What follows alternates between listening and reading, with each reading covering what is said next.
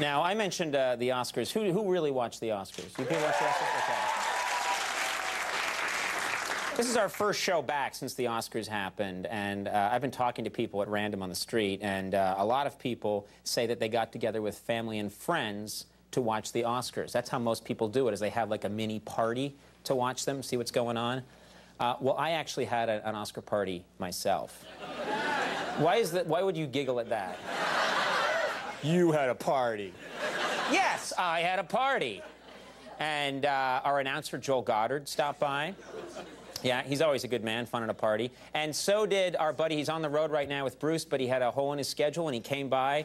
Max Weinberg stopped by too. So the two of them came by to my party and we took a bunch of pictures while we had this Oscar party.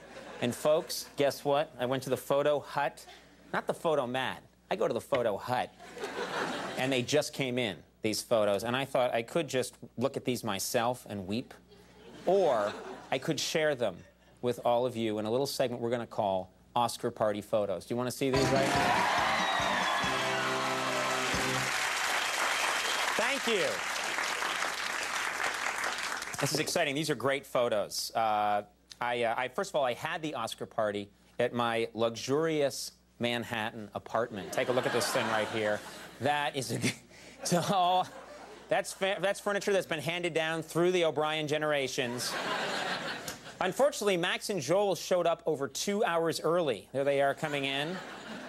Max is a lumberjack for some reason. And I wasn't quite ready yet. I was very annoyed about it. I called them both inconsiderate bastards. Max said, "Dude, what's the big deal?" I said, "You guys didn't even bring anything to this party." Max and Joel just kind of looked at each other for a second. And then Max said, "I brought this belt." Joel Goddard then said, "Actually, that belt is from both of us." I was too filled with hate to respond.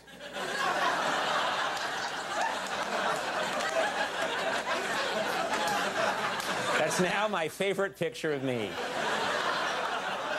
To change the subject, Max said, "The Oscar pre-show's on. Where's your TV?" I told him we'd actually be listening to the Oscars on my old-fashioned radio.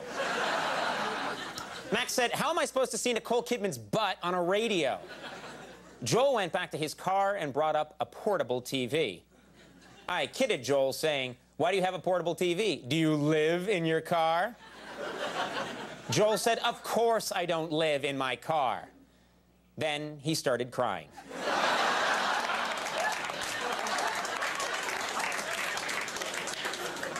Max yelled, "This screen is so small I still can't see Nicole Kidman's butt."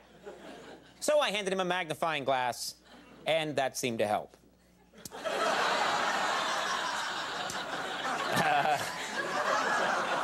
He had just had some soup, I guess. Either that or someone in Paint Box went too far. Then I suggested we all dress up like our favorite Oscar nominees. I dressed up as Daniel Day-Lewis in Gangs of New York. That was a lot of fun. Slash Willy Wonka, I think. It's more Willy Wonka than Daniel Day-Lewis. Yeah. Oh, well, you get the idea. Max dressed as Catherine Zeta-Jones in Chicago. And Joel dressed as Jean-Claude Van Damme. I told Joel that Van Damme has never been up for an Oscar. And Joel said, "Well, how many Oscar nominees can do this?"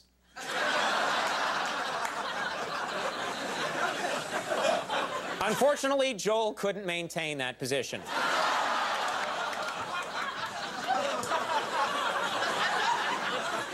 When the actual Oscar ceremony started, we all gathered around the television. I said, "Look at those phony movie stars." Joel said, "Yeah, they're not really happy." I said, "I bet they wish they had a TV talk show at 12:30 at night." Then we got really depressed. But we cheered up when Steve Martin did his hilarious monologue. Max asked me, "Hey, how come you can't do funny monologues like that?" So I punched him in the throat.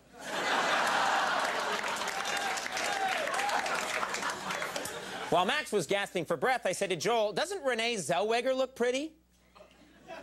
Joel said, not as pretty as her Chicago co-star, Richard Gere. I delicately asked Joel if he was gay. Joel said, define gay. I said, you know what gay means, Joel. Joel said he didn't and looked up gay in the dictionary and said, I am gay. Max finally got his breath back. I asked Max why his wife hadn't come to the party. Max looked a little uncomfortable. I asked him, is everything okay at home, Max? Max said, sure. In fact, I'm getting a call from my wife right now. Joel said, that's not a phone, Max. It's your wallet. So Max sprayed Joel with mace.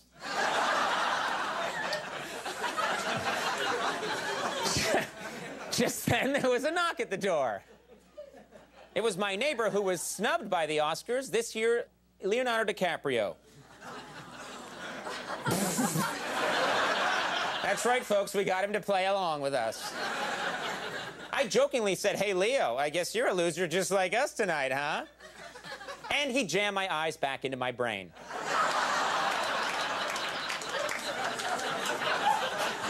Without looking at me.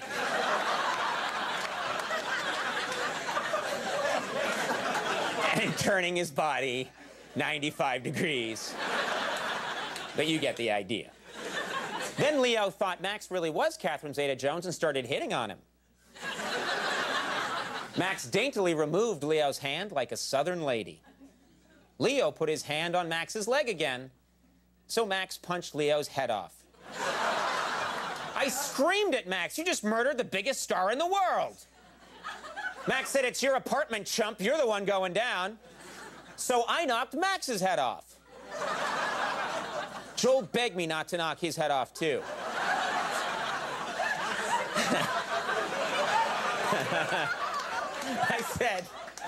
I said I won't if you help me put their heads back on.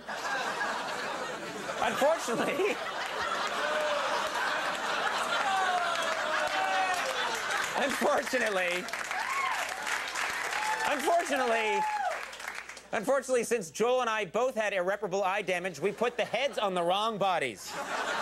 But it was still the best Oscar party ever.